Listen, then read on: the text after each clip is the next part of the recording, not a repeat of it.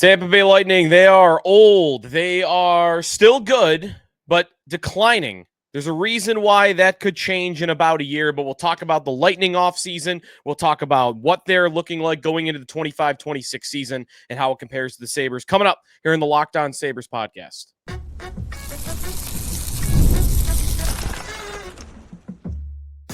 Your Locked On Sabres, your daily podcast on the Buffalo Sabres. Part of the Locked On Podcast Network, your team every day. What is up, everybody, and welcome into a Friday edition here on August 22nd, about a month away. In fact, exactly 1 month away from the start of the Buffalo Sabres preseason. Talking about the division coming up here on the Locked On Sabres podcast. Welcome in. If you would like to become a part of our Locked On Sabres text club, as always, you could do that by heading over to the site for that, joinsubtext.com/LockedOnSabres. You could check us out on YouTube or wherever you get your podcast. Part of the Locked On Podcast Network, your team every day. Today's episode is presented by Game Time. Download the Game Time app, create an account, use code LOCKEDONNHL for $20 off your first purchase. Stinky Joe DiBiase on the Atlantic Division as we continue to cruise through it. We've already talked about the teams that have missed the playoffs. We talked about Montreal and Ottawa, who finally broke through and made the playoffs before the Buffalo Sabres did last season. Now we start to get into some of the heavy hitters, the consistently great teams that have been in the postseason year after year after year. Today, we're going to talk about Tampa for that. The Lightning, who have made the postseason every year since 2017. That might even be more recent than you thought. It feels like Tampa hasn't missed the playoffs since 2003, but they mixed a couple of bad years in there. They barely missed the playoffs in that 2016-17 season. They missed it a couple of years when the Sabres drought was actually just beginning. But otherwise, they've been a pretty dominant team, multiple Stanley Cups, but not great recent playoff success. So we'll talk about the Lightning, their decline, which has looked inevitable and has begun, even if it's in small doses, and more so it's been more in the postseason. There's also an incoming cap influx that I think that could very well see the Lightning getting back on track and maybe subsiding some of that decline that other teams have felt, like Boston, like Pittsburgh, like Chicago had a few years back. The Lightning are on track to go through that same type of decline, but upcoming cap space. I want to talk about what they could do coming up in the next year. But today, more so about what's coming this season for the Lightning. We'll get to that in a moment here in the Locked On Sabres podcast. I do want to get into some news that kind of relates to the Sabres. It's a player that I liked as an idea for Buffalo, but it was very clear, I think, that they were not interested in this player. They have never been interested in this player, and that is Marco Rossi, who is a small, skilled center of the Minnesota Wild, who was benched during the playoffs last year after his second season saw another 20-goal campaign, 24 goals, 60 points after a 40-point, 21-goal rookie season. Rossi, you may remember, was the 9th overall pick in 2020, the player that most Sabre fans wanted in that draft. He's skilled. He is small, 5'9", Ottawa 67s. The Sabres opted to go with another Ottawa 67s player in Jack Quinn. And early on, that looked good because Quinn looked decent at the beginning, and Rossi was dealing with health concerns. I think they were relating to COVID, and he had a condition that caused him to miss an entire year of hockey. And he really didn't make a real dent in an NHL lineup until 23-24, 3 years after he was drafted. And then it was just good. 20 goals back-to-back seasons. But benched during the playoffs, contract dispute with the team. There were trade rumors that maybe they'd rather just dump him and be rid of it.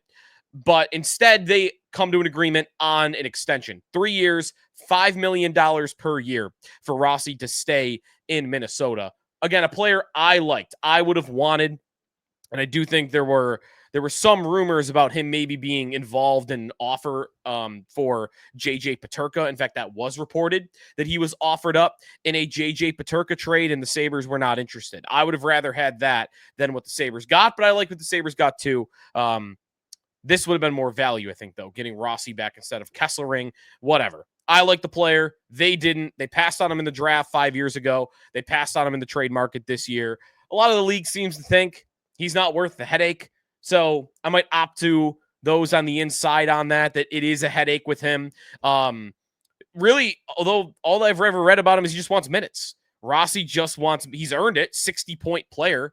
And then you show up to the playoffs, and sure, he's a smaller guy, but you're going to drop my minutes from 18 minutes to 11 per night. Why? Because of just my size? Like, it never really felt like he ever got an opportunity in the playoffs. He, in game one, like, it'd be different if that first round Vegas series, he had played 18, 19, 20 minutes in game one, like he had been all regular season.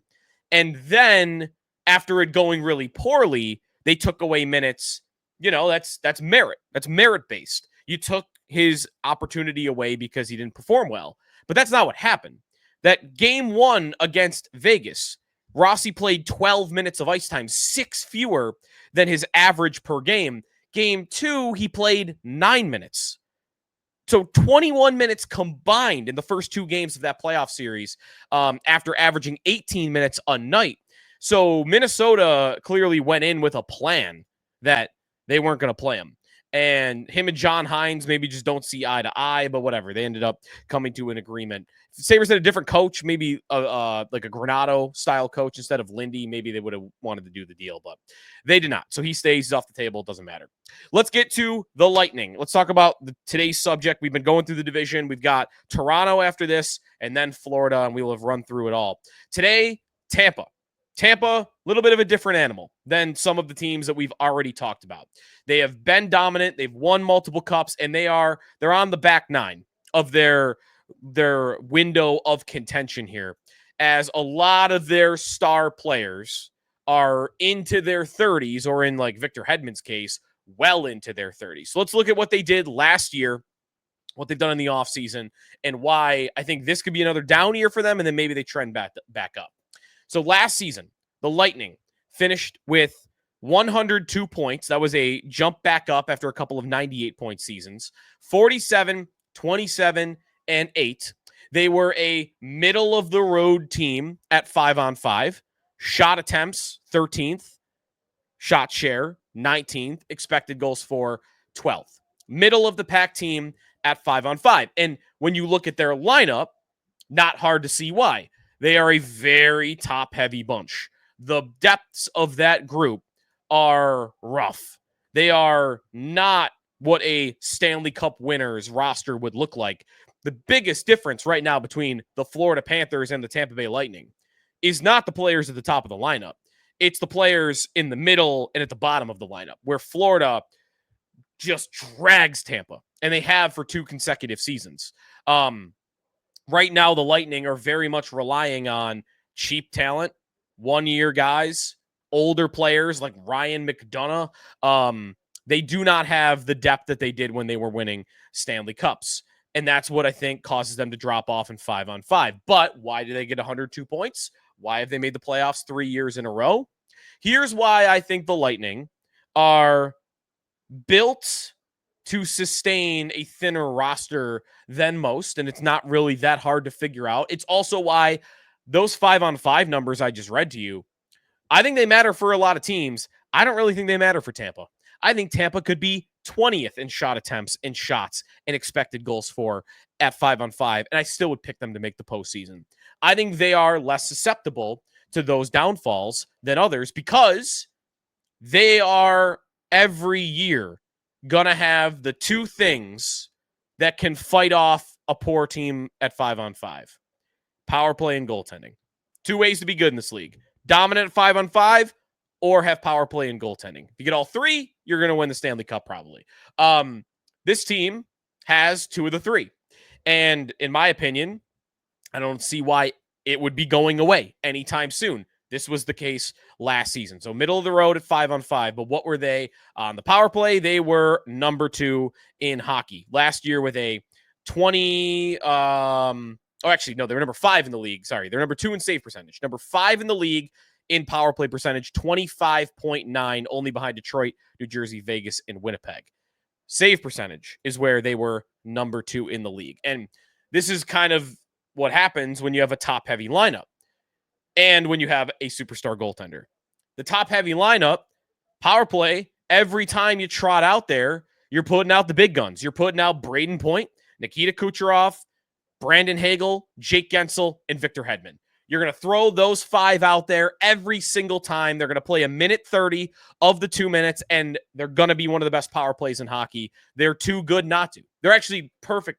Also, Brayden Point is the skater that can bring it into the zone entry guy, and be a playmaker. Kucherov can be your quarterback once you are in the offensive zone. Hagel is kind of your chaser and your grinder guy that can, even though he's smaller, that can dig pucks out and keep plays alive. And then Guentzel, along with Kucherov, is your finisher. Hedman is just a horse back there. So they all fill their role. They all can do everything. They're all super talented. And they're going to be a top 5 power play unit every time that they're put together. And that sustainability is going to be tough to match by any team. And then there's the goaltender.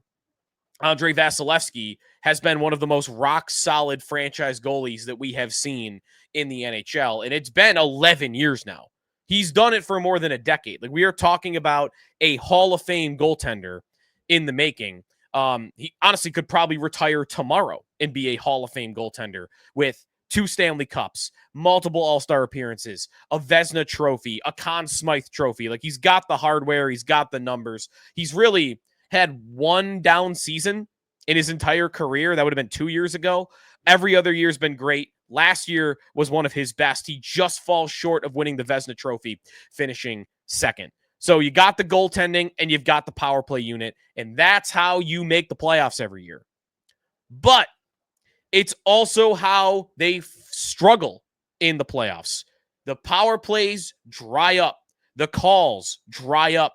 The refs aren't blowing the whistle as much in the playoffs. And that is when it becomes a little bit more important to have guys you can rely upon on your third and fourth line, on your second and third pair. They are going to be needed more often in those games in the postseason. And that's what I'm going to get to next. It's part of why the Lightning, as good as they've been, the decline, the signs of decline, age comes in the first step. Pittsburgh did it. Boston did it. Chicago did it. The first step towards the decline is playoff failure, and the Lightning have won just 4 playoff games in 3 years. More on Tampa, what they did this offseason also, and what could be ahead for them coming up on Locked On Sabres. Today's episode of the Locked On Sabres podcast is presented by Game Time. Ever decided last minute you want to head to a ball game with friends or family? I mean, you got right up to QEW. You got one of the best teams in baseball right now. That's a quick 2-hour drive away. Maybe you're off from work. You want to check out an afternoon game up at Scotiabank. Maybe it's game day. You want to go sit in the stands. It's exactly where Game Time comes in. It's the easiest way to grab last minute tickets without all the stress. With the money that you save on tickets, you can splurge a little extra on food, drink, merch, invite a bigger group to come with you if you want. Game Time makes that possible.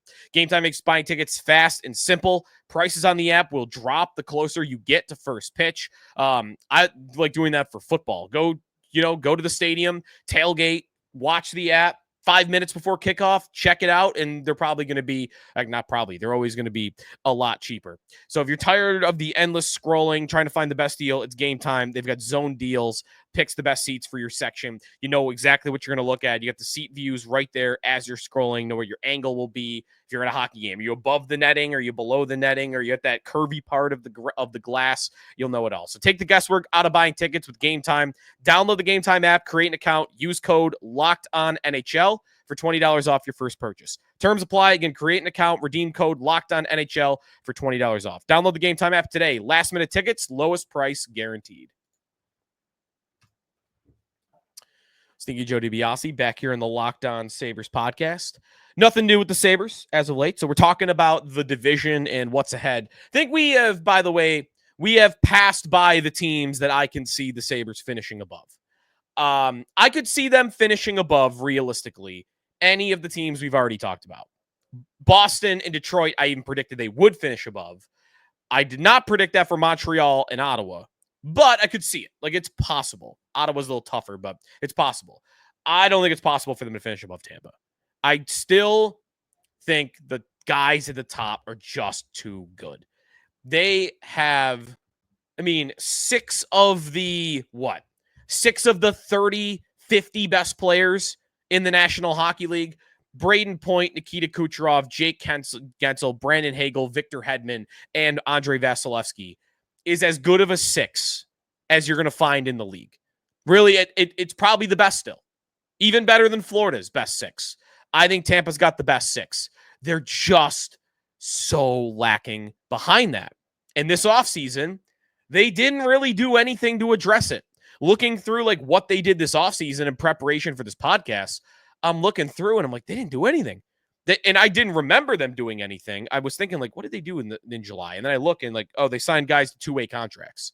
They didn't bring in anybody of note, anybody of interest. They have a group that, like, JJ Moser, a 14-point defenseman, is going to maybe open the season on their top pair. If Eric Cernak is going to be on the second pair, Yanni Gourde back there at an advanced age isn't the player that he once was. He's a bottom six guy.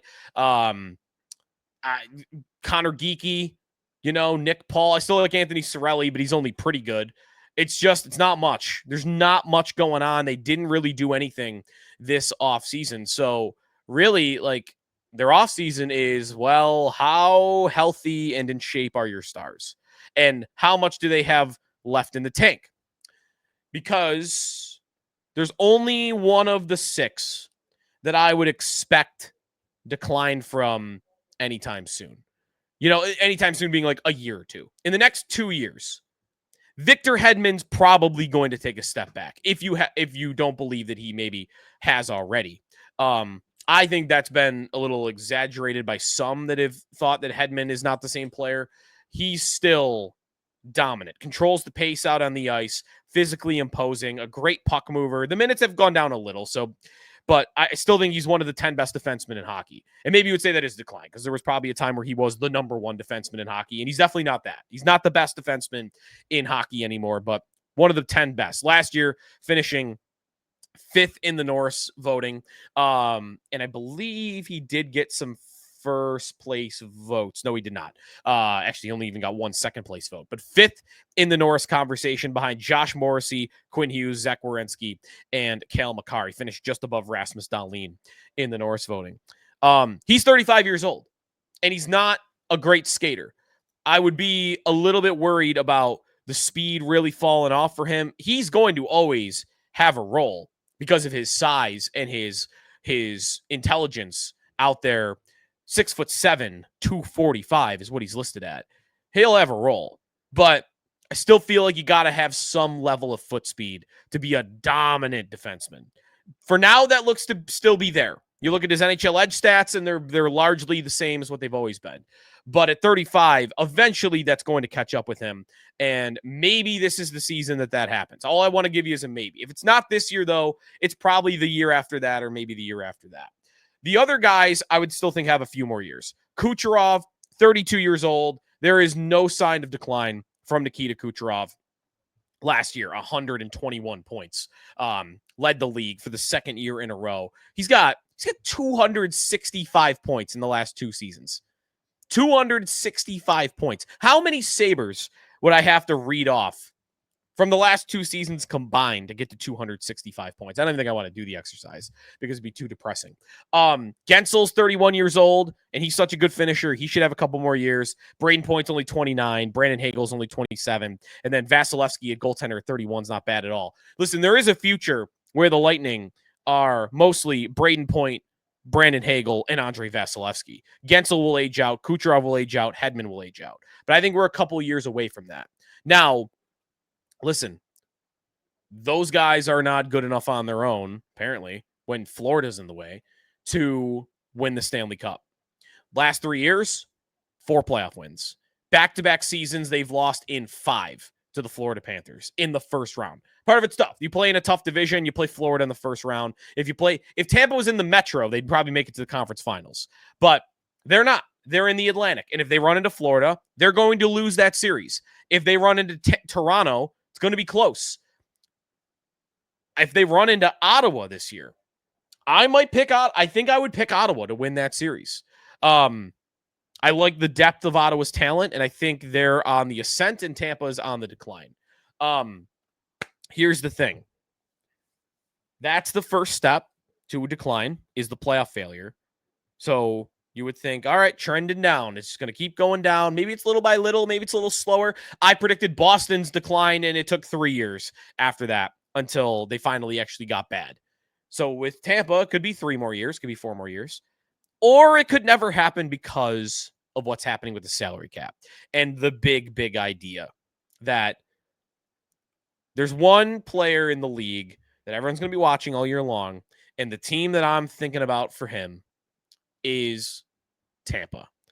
So to a important point to make here coming up about Tampa and the salary cap, and then a lesser serious idea, but still what I'm thinking about is McDavid to Tampa when we come back on the Locked On Sabres podcast. Today's episode of Locked On Sabres presented by FanDuel Sportsbook. Football is here. Get your futures in. Go check out those division futures, or maybe it's over on who's going to lead the league in receiving. And we got college football this weekend as well. So get it in now, because August 26th, officially FanDuel Futures Day, a brand new holiday for football fans who live for bold predictions and those preseason hunches. So for just 24 hours on August 26th, FanDuel's giving you deals on NFL season predictions. So whether you're calling, again, who's going to lead the league in passing, or a long shot division winner, or who's going to win the Super Bowl before week 1 even kicks off, this is your moment to do it. I like right now looking at Denver in the AFC West, and I like anything you can find on Dak Prescott, as the Cowboys defense is going to be bad, and he's going to have to throw the ball 1,000,000 times this season in order to keep up. Those are the two that I'm looking at the most right now going into August 26th. And again, college football this weekend as well. So visit the FanDuel app today. Start planning your futures bets now, because Futures Day is one day and one day only. FanDuel, play your game. Sneaky Jody Biasi back here on the Locked On Sabres podcast, wrapping things up here. We got 2 more Atlantic Division teams to talk about after this. And again, I think we're into the territory where these teams are going to be better than the Sabres. These teams are going to be better than the Sabres. Hey, if they get Tampa in a playoff series, could they get it to 6 or 7? Possibly, but I wouldn't pick them to win. Depends what the Sabres look like. If they've made the playoffs, I might think they're going to win the cup. Anyways, Tampa's on the decline. Conveniently for them, here goes the salary cap.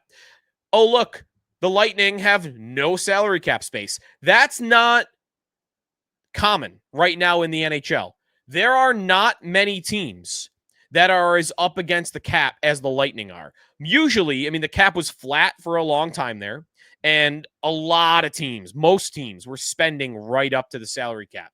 And right now, that is not the case. There are tons of teams, even good teams, right? Carolina's got 10 million in space. You got a bunch of teams with 15 plus. Calgary is one of them. Columbus is one of them. Chicago, Anaheim. The Lightning are $1 million below the salary cap. They are up against it. Good for them that the cap is going up, because a team that has no depth, that just needs to surround their stars with other guys, and all those guys are under contract. Kucherov's only got 2 more years, but other than that, Brayden Point till 2030, Guentzel till 2031, Brandon Hagel till 2032, Anthony Cirelli till 2031, Hedman till 2029, and Vasilevskiy until 2028. Everybody is signed. So those salaries aren't going up. And next season, the Lightning are in store for $27 million in cap space. The year after, $53 million in cap space. They can add, and they can add a lot around their guys, and I would fully expect them to do that. They are, I think, the team in the league, because, Florida has already got all their guys and all their talent, and a lot of these teams are already complete. Tampa needs the cap resources, and they're coming. They're on their way. They're 1 year away for the Lightning. And in a year, what are they going to spend their $27 million on? probably a few really good players that are going to play in the middle six and play on the bottom two pairs and surround their superstars. But it's possible, and this would be the team I'm thinking about for this player more than any. If there is any chance at all that Connor McDavid is going to leave Edmonton at the end of the season, which, listen, the longer he goes without signing a contract, the longer people are going to want to talk about it and speculate about it. And the longer we're going to have time to evaluate where he might go. How could anybody make more sense than the Lightning? The Lightning are in the right state, right? When it comes to no state taxes, they are a contender that has won before. And if they run into Florida again this year, he's already lost to them twice, and he sees them as his biggest challenge. That is a near super team right now in Florida. And how can you best fight a super team? By creating your own super team. And if he went to Tampa, that's a super team. And by the way, they could give him $17 million in space, and they could still go out and sign two other $5 million players that will add to their depth. And then they will be loaded and ready to go. And I think even maybe a better team than the Panthers would be at that point in time. So to me, the Lightning, and you should expect them to go all in. I mean, you should expect 30 teams to go all in if McDavid actually made it to unrestricted free agency. That would be the team I would expect to sign him if he made it all the way there. I still think Edmonton is likely good. He's going to stay there. He's going to stay with the Oilers. They've made it to cups. He's opened the door a little bit with the way he's talked. So I'm not 100% that he'll stay in Edmonton. That would still be my favorite. But if you had me set odds right now on where he goes, Tampa would be my number 2 destination behind the Oilers. I think all of it makes sense. You plug him in, him and Point down the middle. Put him with Kucherov if you want, and Guentzel, and then you could go Point, Hagel, and Cirelli on the second line. They're going to need some defensemen, but they still got the goaltender. They're ready. They're ready to go fight Florida with that. So just keep an eye on it. If McDavid gets near free agency, I'm going to be thinking about Tampa more and more and more and more. Of course, he's from Toronto. That could sway him there. Something that we'll talk about more once we get once we get to training camp. And if we get to training camp without a McDavid extension, he of course will be asked about it. And then whatever he says about that is going to make news. And that'll that'll definitely be the next time we talk about it. And when he does talk about his contract next, that's when I'll probably bring up the Lightning again. Because I think the Lightning and Panthers fighting each other, it would be good for the sport too. It wouldn't be good for the Sabres. I'm not rooting for it.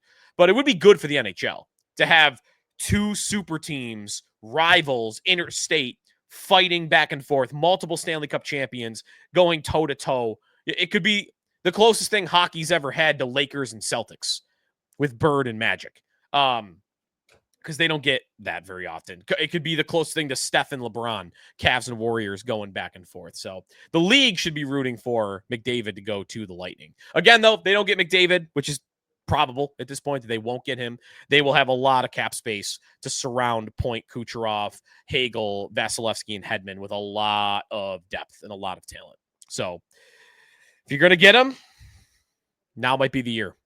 If the Sabres are ever going to catch Tampa, now might be the year to do it. All right, I don't expect that. That's going to do it for us today here in the Locked On Sabres podcast. Next week, we're going to finish off the division with the 2 teams at the top, Toronto, and then the team that won the Stanley Cup last year, the Florida Panthers, who are loaded and brought everybody back amazingly. So that's coming up next week. Have some more nostalgia stuff to get to. I'm flirting with the idea of an all-time Sabres draft, see if we can get some ideas for that. We're also approaching the Prospects Challenge and then preseason after that. So we're going to start getting rolling here in the next couple of weeks and into the next month for sure. That's going to do it for Locked On Sabres. You want more on the entire NHL? The Marco Rossi signing, for instance, go check out Locked On NHL, available wherever you get your podcasts and on YouTube. Talk to you Monday here in the Locked On Sabres podcast, part of the Locked On Podcast Network, your team every day.